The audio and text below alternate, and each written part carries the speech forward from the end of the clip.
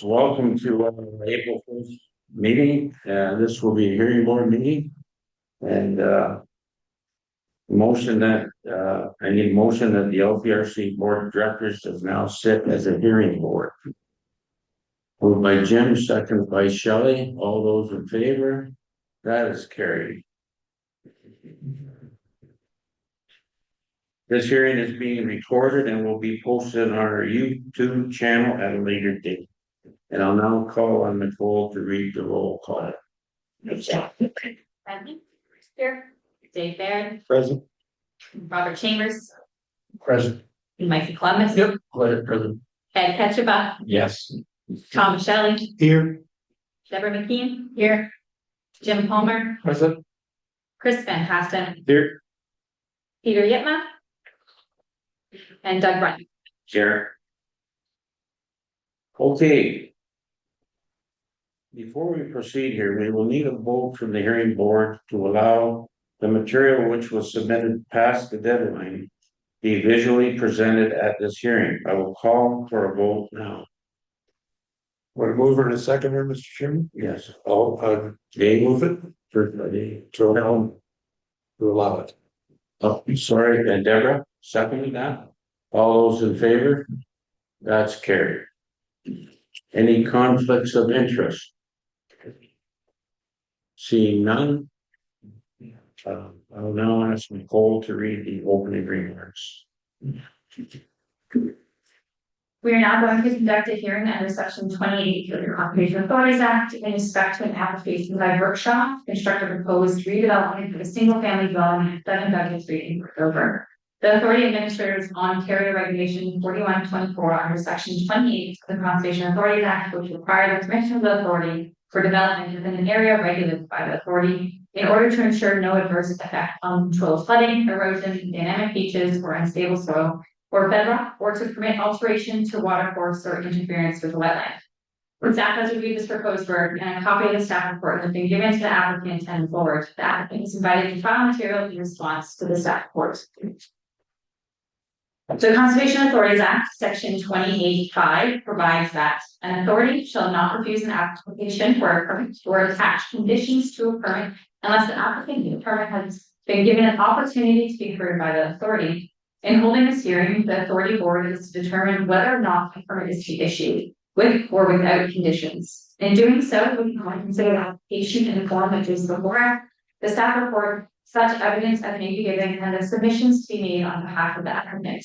Only information disclosed prior to the hearing is to be presented at the hearing. The proceedings will be conducted according to the Statutory Powers Procedure Act under Section 5 of the Canada Evidence Act, for which is being reviewed to answer any questions on the ground of answer of intent to incriminate the person or intend to establish their liability to a proceeding as instance of the crown or of any person. The procedure in general shall be involved without evidence or being given for affirmation. As the hearing proceeds, the procedures listed in the procedure summary provided may be relaxed or reviewed for efficiency. The authority may ask questions of witnesses for clarification at any time. If the applicant has any questions to ask of the hearing board or the authority representative, they must be directed to the chair of the board. Okay, thank you, Nicole. Peter has arrived, and Peter, do you have any conflicts of interest on this first hearing board? No? Thank you. Okay, we'll start with our staff. Leanne, you have the floor.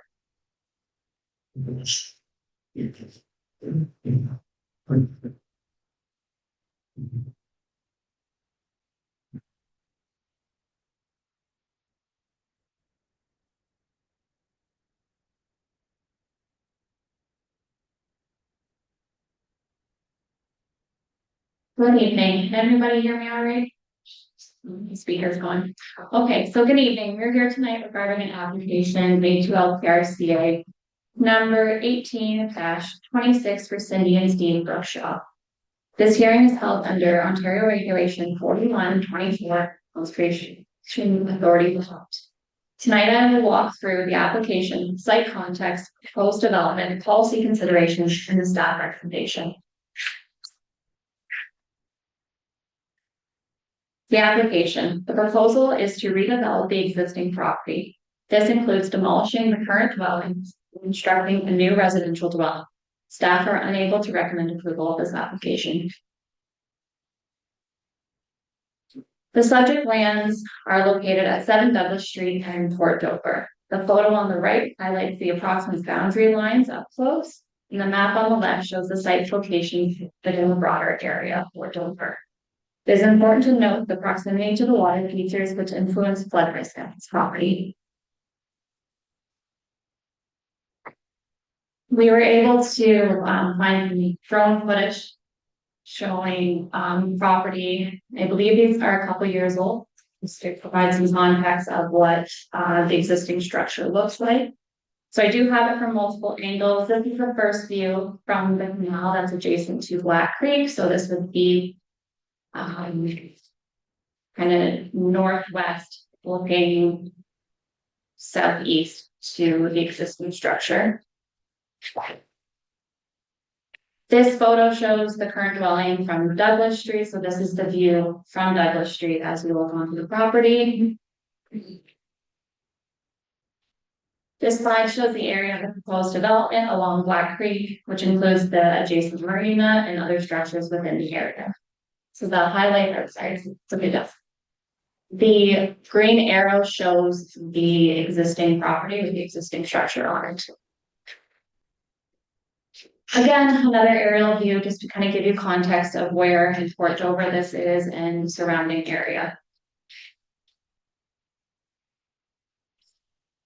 The proposed site plan lays out the proposed redevelopment. The plan includes a new dwelling, expanded footprint, and additional decking. Compared to the existing structure, there's a larger building footprint and increased usable floor area. I have tried with this photo to show you in the dark green where the existing dwelling is. It's a little bit better in your agenda package with the colors. And the light green is the existing deck. The yellow area is fully contained is the proposed dwelling. And then the area outlined in yellow but not patched inside is the proposed decks.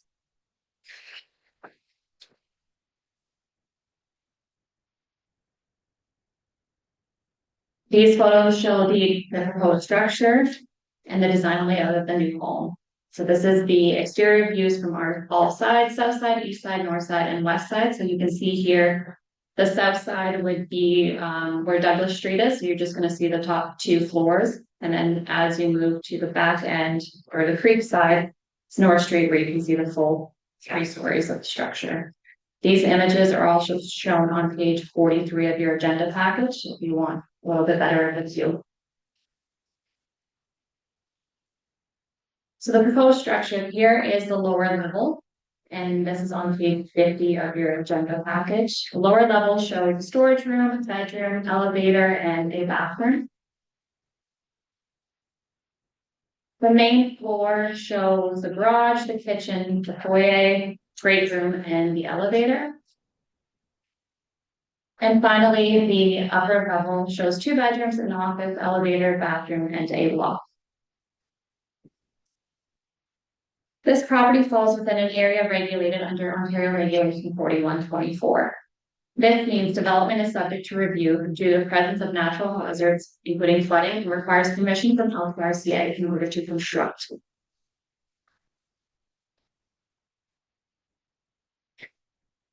This slide is just showing illustration purposes the shoreline flooding hazard from Lake Erie. So the next slide, it shows here the flood hazard extends upstream of Black Creek due to the backwater effect from Lake Erie. And this happens predominantly during the southwest wind events.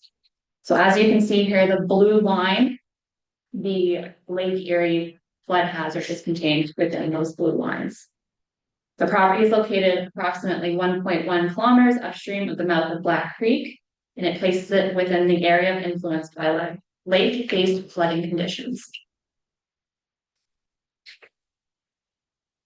This slide shows an illustration of the riverine flooding hazard with the creek being located in the middle, showing the floodplain and a 15-meter allowance on each side. As it relates directly to the property, the next slide, Jess. As it relates directly to the property, the dark blue line shows where the 100-year riverine floodplain is shown. So this is not, it's not hatched, but envision that between those two lines it's hatched, and that's where the 100-year floodplain would be for the riverine.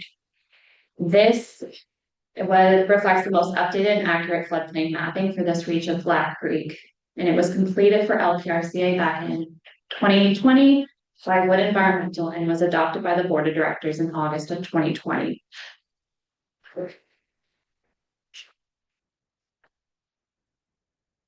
This slide shows the 25-year floodplain within the pink highlighted area. So as you can see, approximately half of the property is within the 25 riverine flood. So what that means is it has a greater chance of being flooded. The statistical probability is that in every year, so for a 100-year storm or flood, there's a 1% probability that it would be equal or exceeded in any given year. The 25-year floodplain means there's a 4% statistical probability of being equal or exceeded in any year. So if we want to translate it into life of a building, so it is a 64% chance of it occurring in a 25-year span, or an 87% chance of it occurring in the 50-year span. As per the LPRCA board approved policy, this site meets the definition of being frequently flooded and is a critical factor when evaluating whether further development of the site is allowed. So in summary, the property is located within the 100-year riverine floodplain, the 25-year riverine floodplain, and the 100-year Lake Erie floodplain. The proposal is to demolish and reconstruct the new dwelling into core area by 137 square meters and expanding the footprint. This intensification directly affects flood risk and storage capacity. When an application is received, LPRCA staff review it against the applicable policy. The overall intent of the policies are to prevent the loss of life, minimize property damage and social disruption, reduce public and private expenditure for emergency operations, evacuation, restoration, and protection measures, minimize the hazardous and unnecessary development of flood and erosion susceptible shorelines, areas for which in future years may require expensive protection measures. The proposal does not meet this policy. So these are the general policies 7.1.2. The key concerns are increased susceptibility to natural hazards, loss of flood storage capacity, displacement of floodwaters onto neighboring properties, increased flood depth and velocities downstream, and overall the development increased public safety.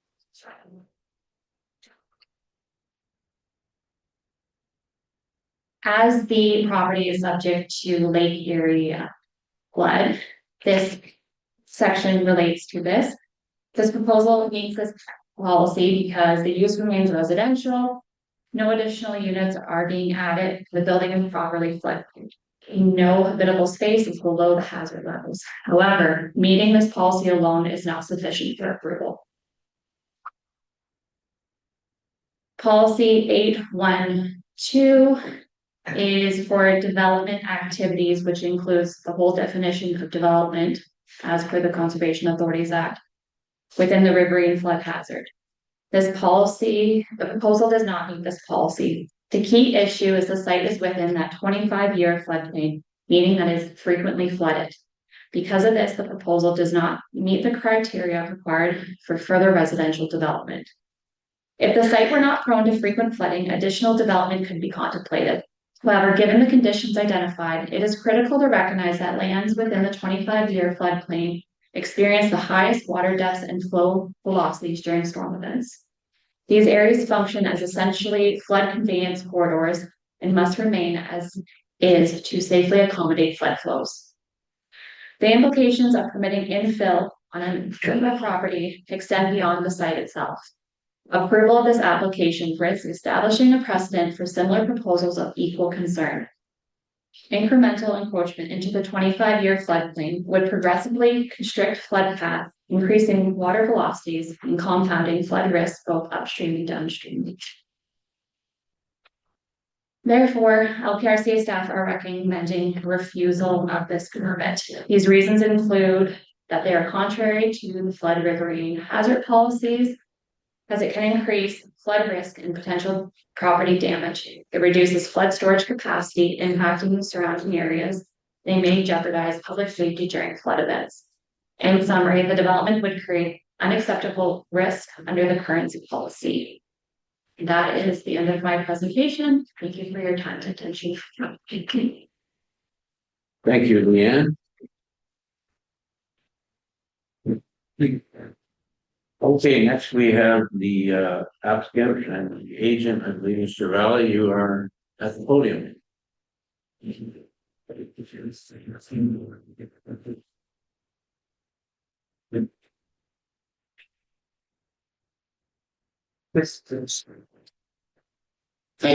Chair, members of the board. Mr. Chairman, point of order. Yeah. Would there be questions and answers from the staff prior to Mr. Valley's presentation? It'll come after. It'll come after, thank you.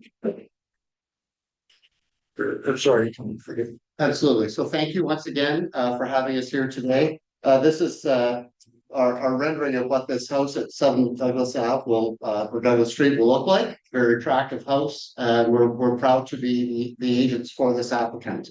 If we can have the next slide. My name is John Valley. I'm the president at Valley. We are consulting engineers, architects, and land use planners. With me today is Leslie Hutton-Rohrer, who's our project manager for this project, and Cindy Brookshaw, who's our client, is with us as well in the gallery. Next slide, please. What we heard today was the staff recommendation for refusal of this application. And these are the reasons why staff believe that it should be refused. We respectfully disagree with the conclusions that staff have reached. We looked at your policies. We think the policies do in fact support what we're looking to do.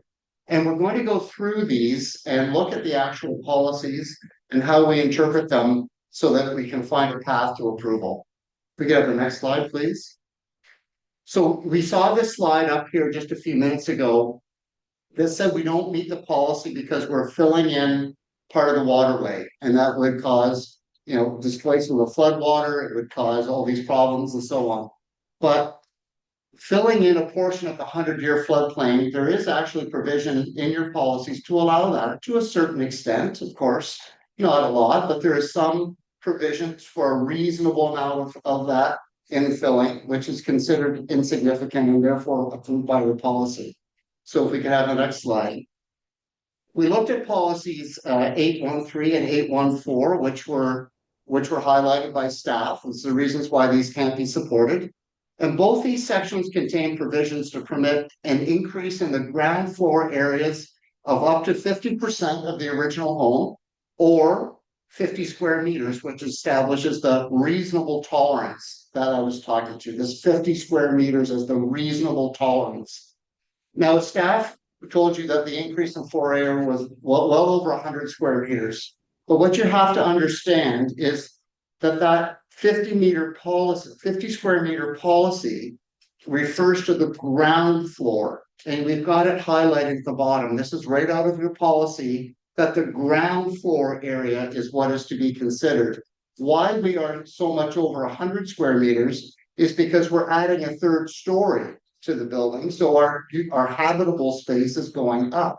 But I think we all understand that when the flood comes, doesn't matter if there's more stories on top, it's not displacing any more water. It's the footprint of the building that is on the ground floor that would displace water. And in that case, we're not well over 100. We are actually 28 square meters of additional ground floor area. So we believe that we're well within your policy, which permits up to 50.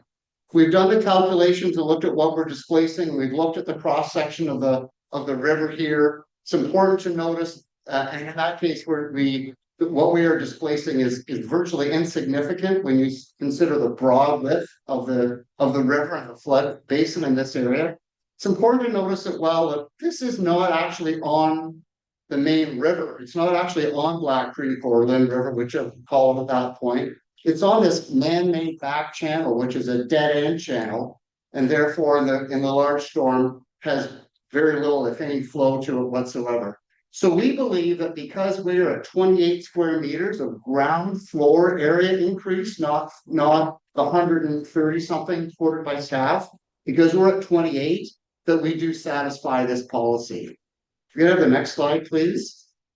We then talk about, the staff talked about not being in compliance with section 812 and 813 all the way to 817. So we took a dive and read those policies and see what they say. So if you could go to the next slide. So this is where staff is saying we're offside, is because 812 speaks to development within the floodplain.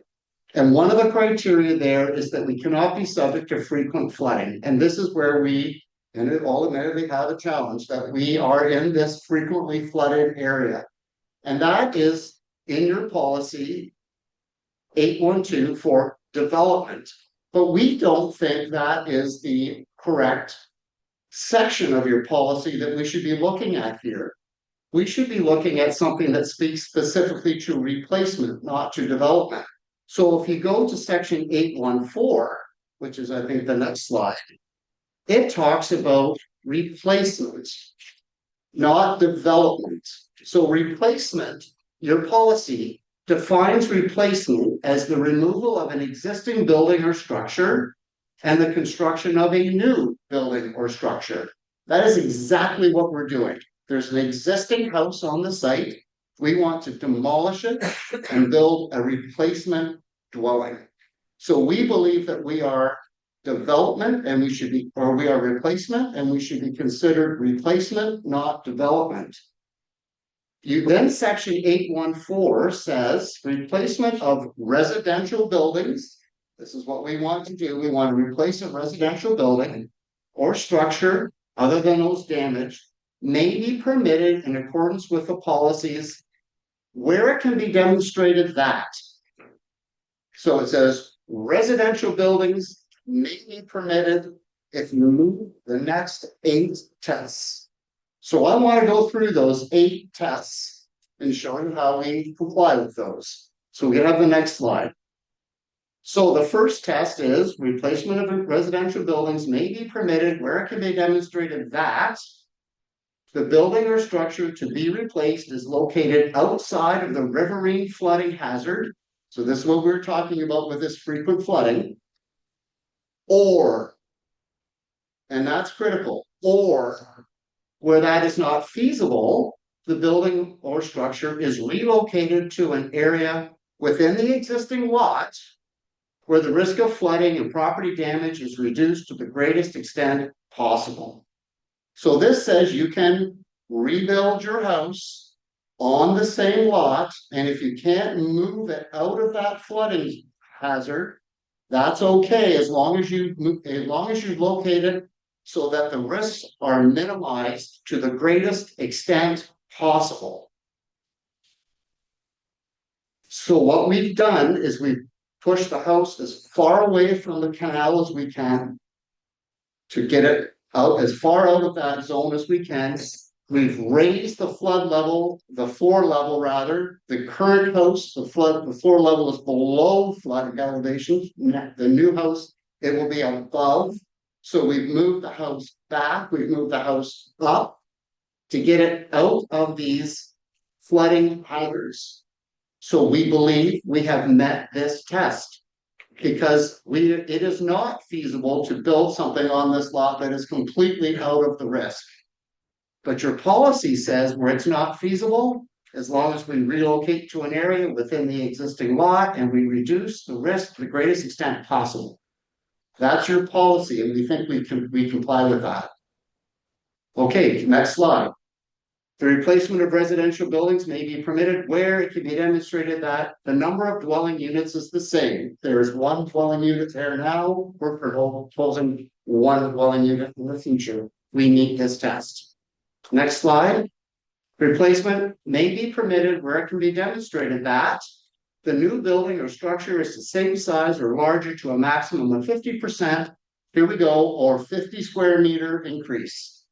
And this is the same reference to ground floor area, which is there. So I've already talked to you that It's the ground floor area that is considered here, and our ground floor area is going up by 28 square meters below the 50 footprint that is permitted in your policies. So this test is satisfied. Next slide. D. Replacement residential buildings may be permitted where it can be demonstrated that the building or structure is floodproof to the elevation of the regulatory flood using dry passive floodproofing measures. And it defines what those are. We have provided the drawings, the detailed drawings to your staff, and it shows that our floodproofing is at or above the elevations required by your policy. We've met that test. Next slide. We go to E. It may be permitted where it can be demonstrated that ingress and egress is dry, where the standard can be practically achieved. Our ingress and egress is from Douglas Ave, from Douglas Street, I believe, which is well above your floodplain, your flooding elevations. Our access to the house is well above that. The vehicular access, pedestrian access, all those things are well above your flood lines. We meet that test. Next slide. May be permitted where it can be demonstrated that there's no basement or crawl space as habitable space. We meet that criteria. Electrical, mechanical heating services are located above the regulatory flood line. We meet that test. There is no risk of structural failure due to potential hydrostatic dynamic pressure. We have our engineer designed foundations to ensure that they can withstand those pressures. We meet all those tests.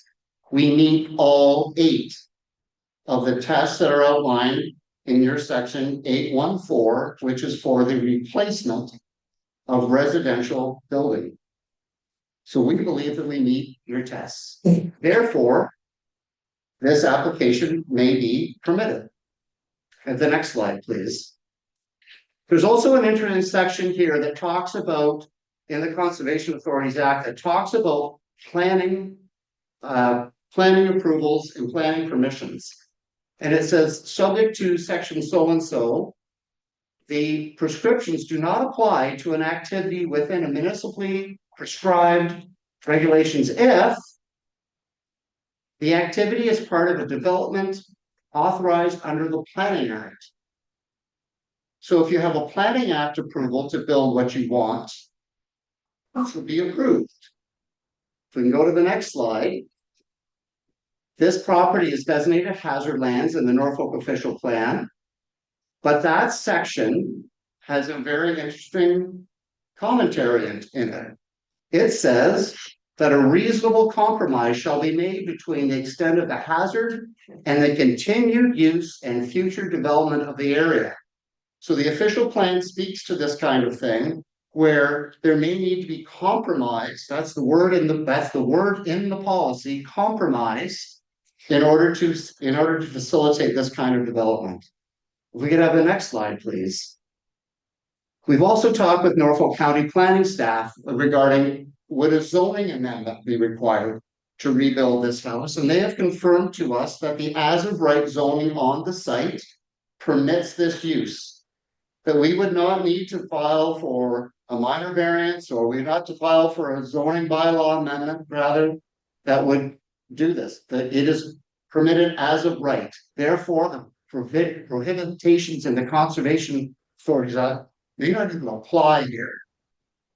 You have the next slide. It's the intent of the Conservation Authorities Act. It's to regulate development and activities rather than to expressly prohibit them. We've shown here how we do conform with your policies and how we do conform with these statements. If I go to the next slide. So the LPRCA has 3 objectives that they've said to us and through the planning report. One is to prevent the loss of life. One is to minimize property damage and social disruption. And one is to reduce the public and private expenditure for emergency operations, evacuation, restoration, and protection measures. Again, we think we meet all 3 of these criteria. We can have the next slide. So we've seen some pictures of the existing house that's on the site. These are those pictures. You can see that to get to the house down to the lower level, you actually come off Douglas Street and you go down a flight of stairs, down a full story to get to the lower level of the house. And that lower level of the house is below flood level. So when there is a flood today and the water comes up, there is water all the way around this house as it sits today. So it creates the house is basically an island. Of course, that condition would be eliminated when we build a new house. If we have the next slide. Again, we've got this infrastructure here that's in desperate need of rehabilitation or replacement.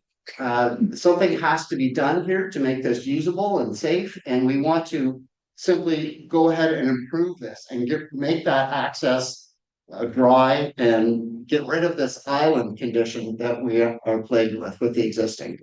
Okay, the next slide, please.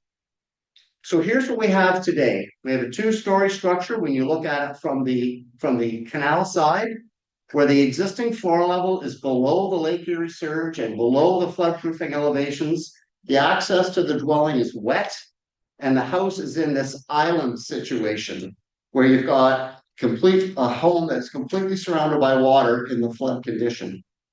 Next slide. What we're proposing is to increase the building from 2 to 3 stories when you view it from the canal side, to raise the habitable floor elevation so that the entire building is in the dry during a flood condition. And then we make sure that the access to the building is dry at all times. This is a much safer condition than what we have in the existing condition. This meets all your design criteria compared to the house today that simply doesn't. Get up the next slide, please. So we talked about loss of life is an objective of the Conservation Authority. So here our floor elevation is moved above the flood elevation. We have a dry access, and we've eliminated the island house condition in the flood. We've talked about minimizing property damage and social disruption. Well, surely this proposed structure is superior in every possible way so that property damage is minimized. The existing structure is highly subject to damage, where the new one is not. The third objective of the Conservation Authority is to reduce expenditure for emergency operations. Again, we're moving from wet access to dry access for the house and the garage. We've got a structurally stable home now that's designed to withstand the hydraulic pressures of a flood condition, and all the habitable spaces are above the flood lines, and flood-proofing measures are in place. So we again believe that by implementing this project, we are achieving the goals of the Conservation Authority, where the existing condition is somewhat in contrary to those goals. The next slide, please. So why should the Conservation Authority approve this request?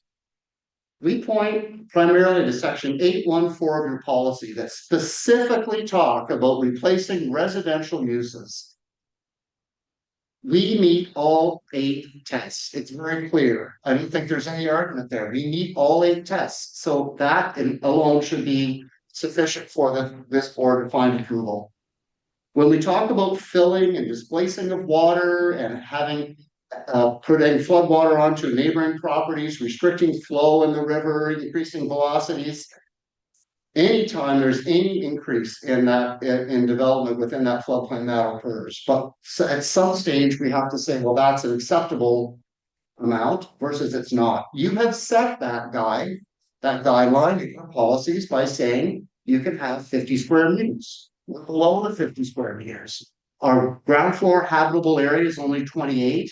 The dock area that we want to fill is only 10. So we're at 38 total compared to your permitted 50. We're as a right zone by the Norfolk County zoning bylaw. There's no planning act requirement here. And we've gone through your objectives: loss of life, property damage, expenditure. And we believe we achieved all of those objectives. And in fact, I can improve on all of those situations compared to the existing condition. It's the next slide. So this is the slide of the house that we'd like to see on Douglas Street. And here's the slides of what is there in the existing condition. We really hope that we can get support from you on this. Our client has spent a large sum of money to get a complete application before you so that we can be considered by the board. And I would like to add one question or one request as well, if I could. Regardless of the decision of this board, I would like to be invited by the board to come back to you and speak to you purely on the process that we have experienced through this application. But that would be for another day. I understand that I cannot ask to come to the board. I have to be invited to come back to the board. So I'm asking you here if you would please invite me to a future meeting so that we can just talk about process. And I'd be happy to take any questions that you might have. Okay, thank you, John, and yeah, we will start with questions from staff to the applicant. We'll start with Jim. No, staff. Staff. Oh, I'm sorry. Staff. Sorry, Dean, I guess. John, if you want to stay. Yes, sir. Those questions to staff. No. Staff requested a 48 months rather than 24. That's okay. Yeah. Hang on, Jim. Just hang on to the end. Okay, so on slide, so through the chair, on slide 5 of the applicant's presentation, it indicates that calculations have been done regarding the proposed filling of the floodplain. For those calculations and any justifications provided to staff as part of your application. Second part of that question is how are they determined to be insignificant? Third part is those calculations take into account the surrounding areas and did they account for other factors including velocity or flood flows for the loss of opportunity to other lands? So the through the chair, the calculations that we did were not provided to staff. We did those in analysis of reviewing the policies between the time we got the staff report and today. How we did those calculations is we simply took the square meters of increase in floor area. So in the case of the house, the 28 square meters, we took the difference between the existing grade today and the flood elevation. So now we have an area and we have a depth that created a volume. Then we looked at through the mapping of your mapping of flooding, and we looked at the width of the floodplain in that area, and we calculated from that the difference in elevation of the flood, and it was, I can't remember the exact number, but it was 2 or 3 millimeters, something like that. Insignificant, and especially when you consider the accuracy of a floodplain mapping model that you are using, or any of these models, they're very approximate, as we all know, and that kind of increase is just obviously insignificant at this level. And again, this is why we believe that as opposed to going into those kinds of calculations, your own policies talk about 50 square meters of ground floor area, and that's, our calculations simply back up that the being less than 50 square meters makes it insignificant.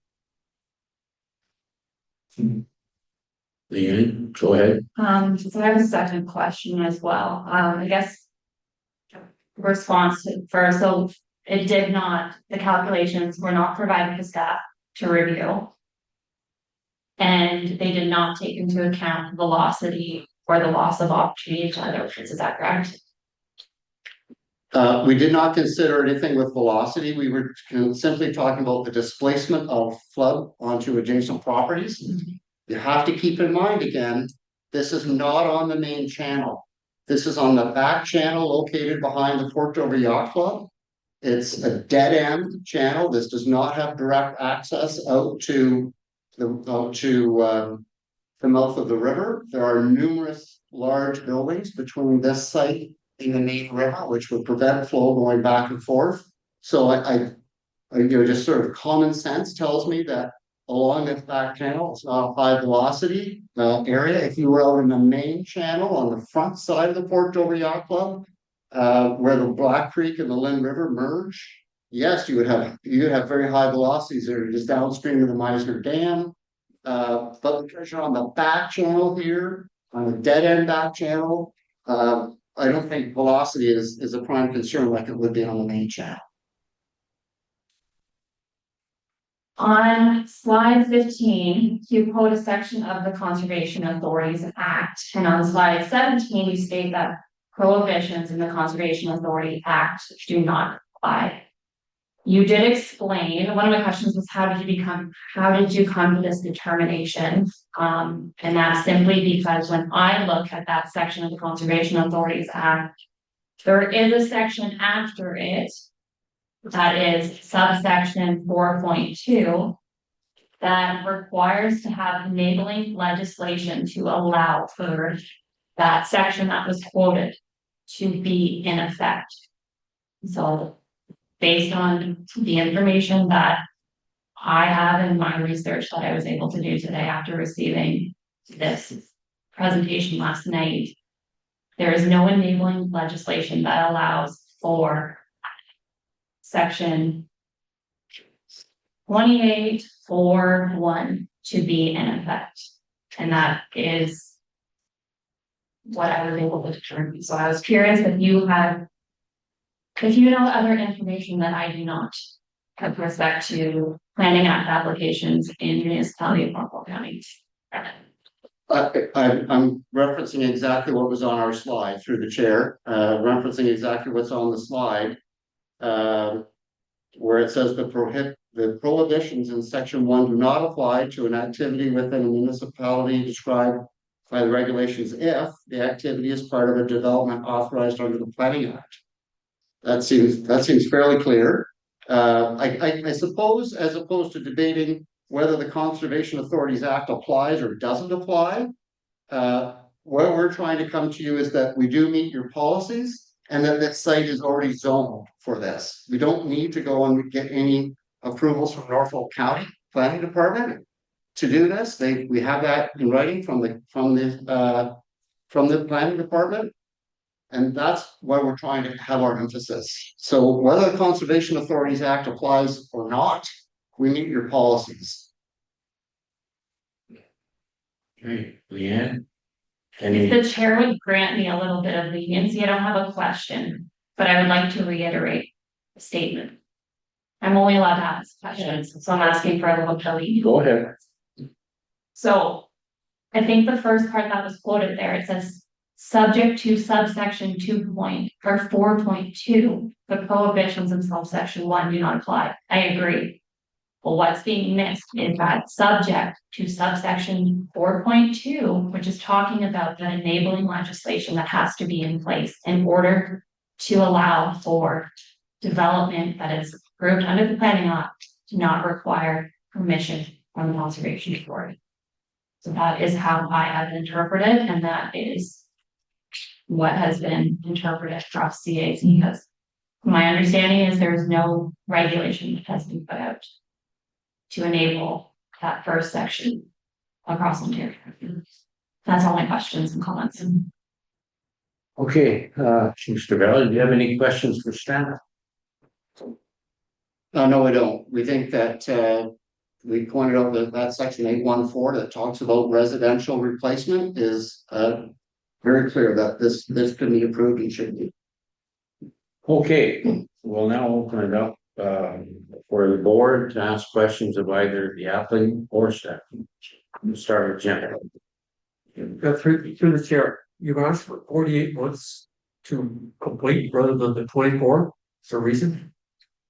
If I could ask my colleague Leslie, she can speak to that a little bit better than I can.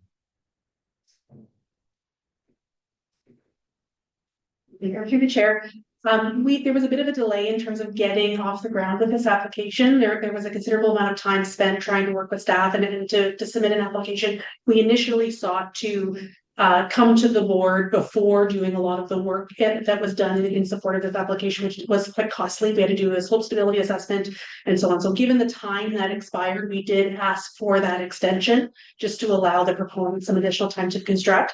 It's not a requirement. If the 2 years is what's desired, the client can work within the 2 years and the application for the extension to the work. Go ahead, Jim. Yeah, we just continue. Where does the time start? Where do you start the clock? Go ahead. And Leanne, go ahead. The clock starts the day of the approval. Okay, thank you. Through the chair, so we've had other clients in the past where they get their approval and with complex projects, this is a fairly complex project.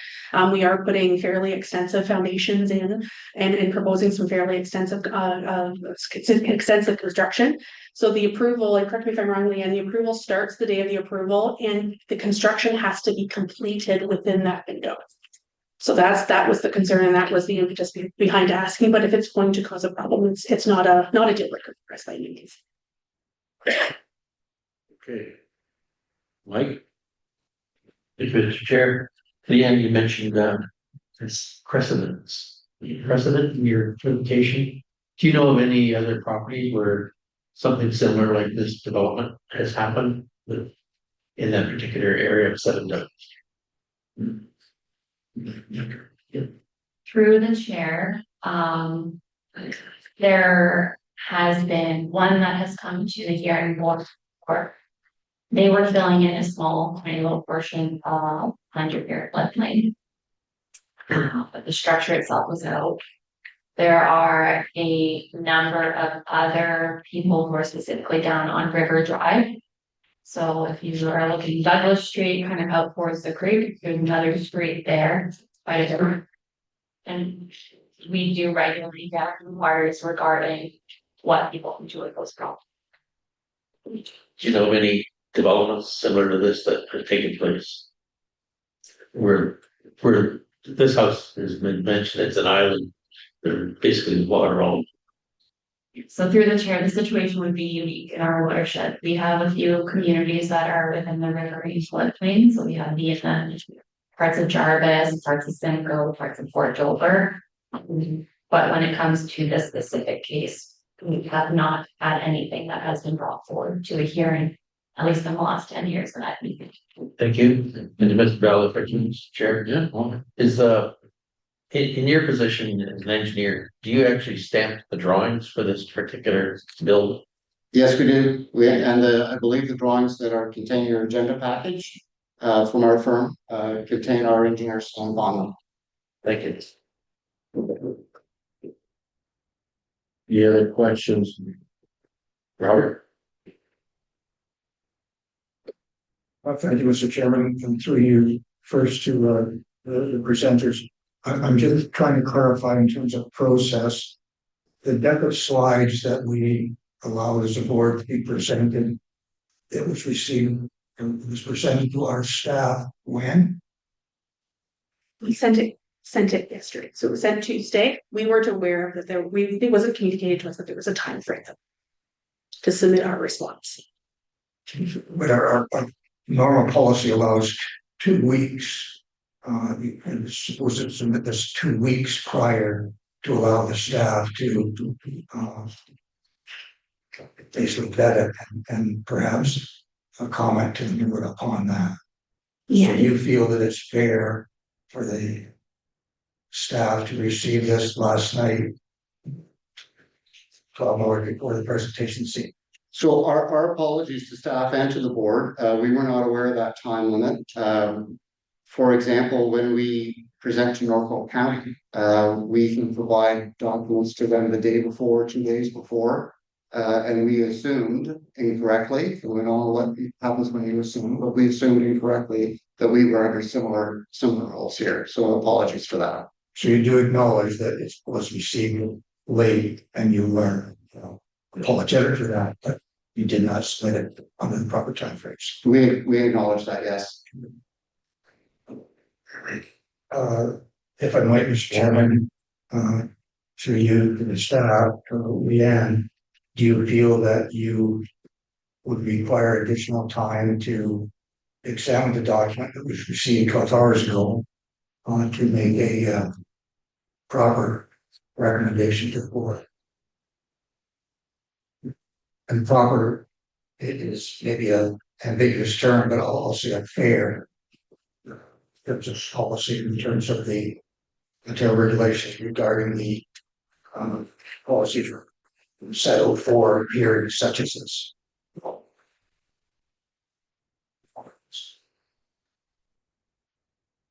Through the chair, I think it's hard to say what is fair and what's not fair. There was, when all this documentation was sent to the applicants, that's on March 13th. The notice of hearing, it was put in there very clearly that the deadline was March 26th at 4:30 p.m. to submit material. That allows us to give a little bit more time to review. So we're saving this last night. It has occupied most of my day. And again, I would have probably had a little bit more solid answers when it comes to, especially the part about the Conservation Authority Act and that part about planning act. We probably would have got a lawyer on and kind of interpreted them. This is what I was able to do with the information you get. And just if I might, Mr. Chairman, go back to the applicant. If I understand it correctly, you received the staff report, did you say March 13th? Which is a few weeks ago, and your response shows up before the staff 12 hours before the hearing. I'm gonna ask you whether you feel that is renders the hearing to be fair. I do, because I think that we got this report from staff about 2 weeks ago, or 2.5 weeks ago. It would have been very difficult for us to respond to that within a day or two. Staff have laid out their position. They've done their policy analysis. They feel that, we don't meet their policy for certain reasons. There's been discussion going on this project with staff for a long time, and there's nothing new here. We've been going back and forth on this matter for 2 years, and granted that we may have some disagreement on the section that we quoted regarding the Planning Act, and I would say this: I would ask that the board not even consider that. Please just focus on the fact that you have a policy that talks specifically about residential replacement, and there's 8 criteria. Can we meet those 8 criteria? And I think that is simple. There have been other buildings built along the same river in recent time that are much larger. One in particular is much larger than this home. I don't know if they came to this board to get approval or not, but we certainly don't think this is a unique situation along the river. We meet criteria, and I think that we can ask the board for it for possible. And I might just include, Mr. Chairman, I'm not arguing or disputing or even commenting on the information you provided. I'm just concerned about the hearing board's obligation to conduct a fair hearing. And when information is presented 12 hours before the hearing, I'm questioning whether that is a fair process. So I'll conclude by asking you if you feel that the board adjourn the hearing to allow proper your submission by the staff. Would that be objectionable to you? Through the chair, I suppose it would not be objectionable, but obviously we've been at this for 2 years, and we would like a decision as soon as possible. I don't think there's been anything presented here today, save and except the comments on the Planning Act, that would need any further consideration.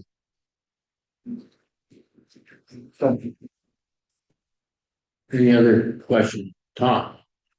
Sorry. Thank you, Mr. Chair, through you and to staff.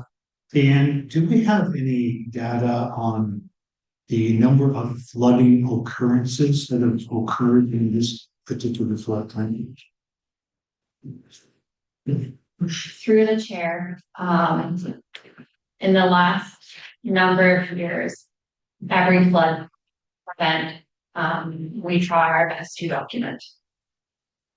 And sometimes we are prohibited from doing that because of certain restrictions, if it happens in the middle of the night or whatnot.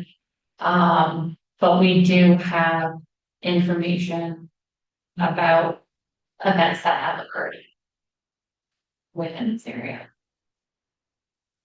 Thankfully, and so are you able to just identify when was the last? Through the chair, there was one, it was February 2018, I believe. There was a number of people that had to be rescued by the fire department. Without looking at all our notes of pulling all that up, that is the most recent one off the top of my head. Thank you. For the question. Yeah, sorry, Chris. Mr. Chairman, I just want to make sure I understand this concept in my head. We're concerned about the backwater flooding, that's the bathtub effect. When the lake gets too high and goes upstream, into Black Creek and Lynn River. But since this is a man-made channel, they already created more room than originally was there. But I'm also like logically, once that's full once, it makes no difference whether if we make it twice as big again. As soon as it gets full once, that same backwater effect's gonna happen. So what difference does it make if you filled in 28 square meters of it? Since it's a man-made section that's already been added to the floodplain over the historic waters. So through the chair, there's two different flood events that impact this property. So during a Lake Erie storm event, it's not necessarily the bathtub effect, it is more so the predominant southwest winds that we get that create those flood conditions and that wave directly follows Black Creek. So it pushes the water from Lake Erie back up into Black Creek. So when it comes to the lake flood, as in my presentation, we are satisfied because the lake flood does allow for replacement, redevelopment, subject to everything. So it's satisfied for that. For riverine flood, the water's coming, of course, the opposite direction. It's coming down to Black Creek. So whether or not it was can't really speak to when it was altered and how that impacts, but the information we have now that it is in the floodplain, it plays a role how that system operates, whether or not it's a man-made channel or not. And it's frequently flooded. So it plays a vital role in how that Black Creek operates and how the floodplain is established. I always refer to the bathtub because we get the 3 days wind from the southwest, versus with all the water in the lake, when the wind stops, it comes back. And because the long point is like a big funnel, it just does it in there, it'll come here, and it'll try to be a funnel. All right, thank you. Okay, I have a question, Leanne. I guess having received the information yesterday, do you have the authority to postpone the hearing and move it to next month? Is that under your purview? You don't? Through the chair. What? No, can you explain this? Like, is it once it's scheduled or how is it work? It's a board decision. All I can do is work with the information I have and make recommendations to the board. So it'd be up to the board to determine what they would want to do. It's not clear to me. You received the information yesterday, like many of us did, right? I received it at 5:21 yesterday, and it was distributed today to the board. Okay, but that's what I'm asking. Who makes the decision that we have to have a board hearing tonight? So the decision was made between the applicants themselves. So when we receive an application, we provide, and like Leslie said, we've been working through this for the last couple of years. We have received a complete application. We have finished our technical review. We say the next opportunity for a hearing is such and such date, so it happened to be today, April 1st. We agree upon it, and then it kind of starts the clock on the work that I have to do, like that. So that's how that comes about. Okay, but My question is, who has the authority to stop the hearing tonight? We could have said this already to start. Yes. Tonight? Correct? Yes. Okay. Thank you. Okay, are there any further questions from anybody or staff or the applicant? Seeing none, we'll now move into closed session. So I have a motion. And I'll read it. That the hearing board is now enter into a closed session to discuss litigation or potential litigation, including matter notes, for example, intervention affecting the authority. Moved by Ed, seconded by Peter. All those in favor? That is carried. Okay, everybody else? All right, I wish to advise the applicant Brookshaw that their request has been approved. With it, that's it. Okay, it's been approved. Okay. And Thank you very much. Staff will follow up on any other information that you might need. So, Thank you. thank you very much. okay. Well, next motion is that the LPRCA Board of Directors is now adjourned to sitting as a hearing board. Over. Jim, second by Mike, all those in favor, that's carried.